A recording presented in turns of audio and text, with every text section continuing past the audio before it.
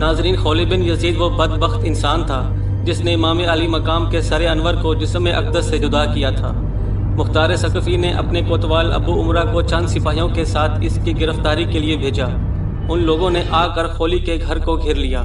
جب اس بدبخت کو معلوم ہوا تو وہ ایک کوٹری میں چھپ گیا اور بیوی سے کہہ دیا کہ تم لا علمی کو ظاہر کرنا۔ کوتوال نے اس کے گھر کی تلاشی کا حکم دیا۔ اس کی بیوی باہر نکل آئی تو اس سے پوچھا گیا تمہارا شوہر کہاں ہے؟ کیونکہ جس وقت سے خولی بن یزید امام حسین علیہ السلام کا سر اقدس لایا تھا وہ اس کی دشمن ہو گئی تھی، اس لیے اس نے زبان سے تو کچھ نہیں کہا لیکن اشارے سے بتا دیا کہ وہ کہاں چھپا ہوا ہے۔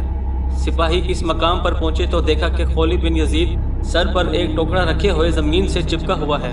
سپاہیوں نے اسے گرفتار کر لیا۔ جس وقت سپاہی اسے گرفتار کر کے لا رہے تھے، مختار ثقفی کوفہ کی سیر کے لیے نکلا۔ راستے میں ان لوگوں سے ملا۔ مختار کے حکم سے